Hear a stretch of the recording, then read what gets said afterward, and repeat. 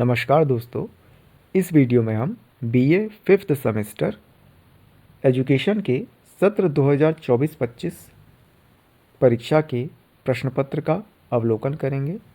इस प्रश्न पत्र का नाम milestones and new dimensions of Indian education है। यह वीडियो आगामी परीक्षा में शामिल होने वाले परीक्षार्थियों हेतु अति उपयोगी एवं महत्वपूर्ण सिद्ध होगा, अतः इस वीडियो को पूरा अवश्य देखें।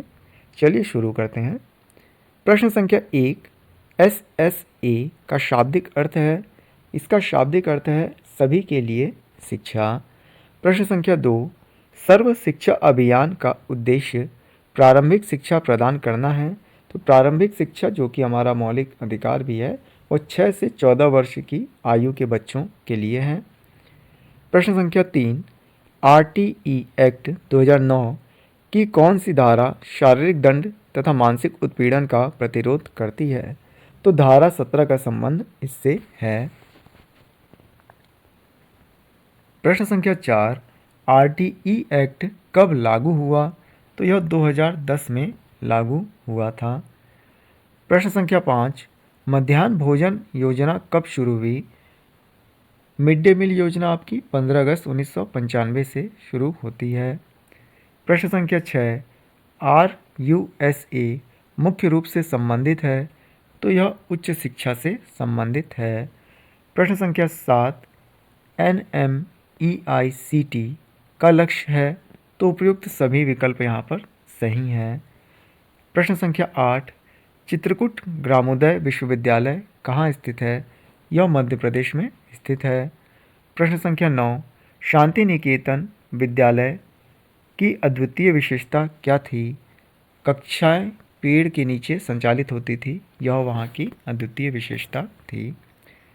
प्रश्न संख्या 10, शांति निकेतन की स्थापना कब हुई? तो 1901 में इसकी स्थापना होती है। प्रश्न संख्या 11, CBCS का पूरा नाम क्या है? चॉइस बेस्ड क्रेडिट सिस्टम इसका पूरा नाम है। प्रश्न संख्या 12, NIRF के घटक हैं। तो उपयुक्त सभी विकल्प यहाँ पर सही हैं। प्रश्न संख्या 13, माध्यमिक शिक्षा की मुख्य समस्याएं हैं। उपयुक्त सभी समस्याएं माध्यमिक शिक्षा की मुख्य समस्याएं हैं।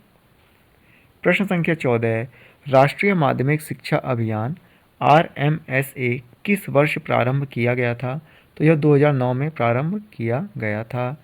प्रश्न संख्या 15, वनस्थली विद्यापीठ की प्रमुख विशेषता है। इस प्रश्न का उपयुक्त उत्तर उपलब्ध नहीं है। प्रश्न संख्या 16, शिक्षा तकनीकी का प्रमुख कार्य है। तो उपयुक्त सभी कार्य शिक्षा तकनीकी से संबंधित हैं। प्रश्न संख्या 17, किसने कहा है शिक्षा तकनीकी शिक्षण की एक कला एवं अधिगम का विज्ञान है? इस प्रश्न का उचित उत्तर उपलब्ध नहीं है। प्रश्न संख्या 18, निम्न में से इनपुट डिवाइस कौन है? तो कीबोर्ड यहाँ पर इनपुट डिवाइस है। प्रश्न संख्या 19, प्रणाली उपागम के घटक हैं। तो उपयुक्त सभी यहाँ पर प्रणाली उपागम से संबंधित हैं।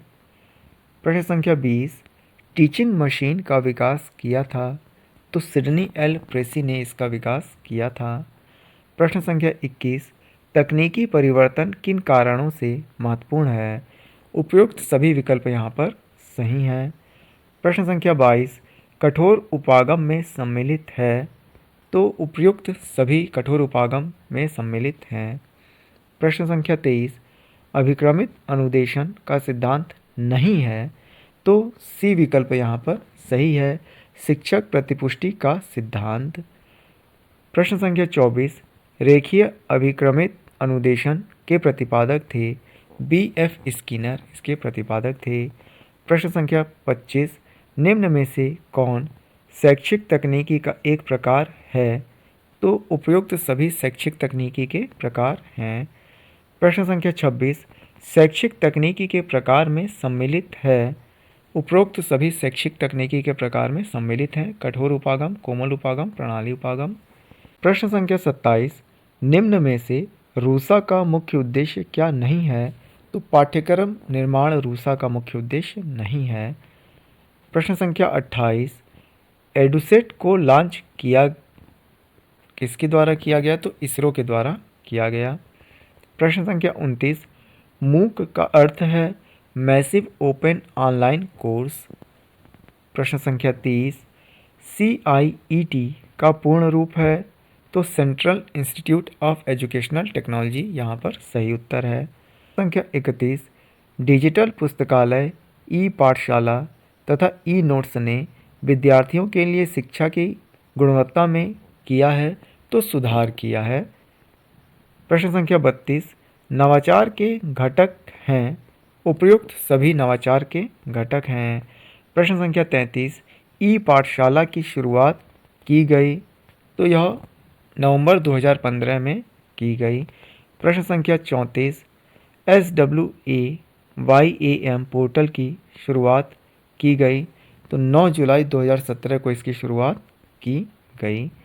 प्रश्न संख्या 35, जब कोई व्यक्ति परंपरागत तौर तरीके से हटकर नए ढंग से कार्य करता है तो वह कहलाता है, वह नवाचार वहाँ पर कहा जाता है। प्रश्न संख्या 36, छात्राओं की शैक्षिक उपलब्धि बढ़ाई जा सकती है? तो उपयुक्त सभी विकल्प यहाँ पर सही हैं। प्रश्न संख्या 37, वैश्वीकरण एकीकरण बढ़ाने की प्रक्रिया है? तो देशों के बीच, लोगों के बीच और कंपनियों के बीच। उपयुक्त सभी विकल्प यहाँ पर सही हैं। प्रश्न संख्या 38, वैश्वीकरण द्वारा उत्पन्न नए अवसर हैं? तो उपयुक्त सभी विकल्प यहाँ पर वैश्वीकरण के संबंध में सही हैं। प्रश्न संख्या 39, राष्ट्रीय महिला शिक्षा समिति की अध्यक्ष थीं दुर्गाबाई देशमुख, इसकी अध्यक्ष थीं। प्रश्न संख्या 40, राष्ट्रीय महिला आयोग का गठन हुआ? 1992 में इसका गठन होता है। प्रश्न संख्या 41, यूट्यूब किस वर्ष बनाया गया था? तो यूट्यूब का निर्माण 2005 में किया गया था। प्रश्न संख्या 42, निम्न में से कौन सा सोशल मीडिया प्लेटफार्म नहीं है? तो गूगल एक सर्च इंजन है, ना कि सोशल मीडिया प्लेटफार्म। प्रश्न संख्या 43, ओजोन परत कहाँ स्थित है? यह समताप मंडल में स्थित है। प्रश्न संख्या 44, विश्व पर्यावरण दिवस कब मनाया जाता है? तो प्रत्येक वर्ष 5 जून को यह मनाया जाता है। प्रश्न संख्या 45, ग्लोबल वार्मिंग का परिणाम है? इसका परिणाम समुद्र स्तर में वृद्धि है। प्रश्न संख्या 46, जलवायु परिवर्तन के कारण हैं? उपयुक्त सभी जलवायु परिवर्तन के कारण हैं। प्रश्न संख्या 47, ओजोन परत क्षरण का सर्वप्रथम उल्लेख किया गया था 1985 में। प्रश्न संख्या 48, हरित गृह प्रभाव प्रक्रिया है? तो यह वायुमंडलीय कार्बन डाइऑक्साइड द्वारा अवरक्त विकिरणों के अवशोषण से वातावरण को गर्म करने की प्रक्रिया है। प्रश्न संख्या 49, ग्लोबल वार्मिंग के लिए उत्तरदायी गैस है? तो उपयुक्त सभी गैसें ग्लोबल वार्मिंग के लिए उत्तरदायी हैं। प्रश्न संख्या 50, एडुसेट का प्रथम प्रक्षेपण कब किया गया? यह सितंबर 2004 में किया गया था। मुझे आशा है कि यह वीडियो आप सभी आगामी परीक्षार्थियों के लिए उपयोगी होगा। इसी प्रकार के अन्य शैक्षणिक वीडियो देखने हेतु हमारे YouTube चैनल को सब्सक्राइब करें। धन्यवाद।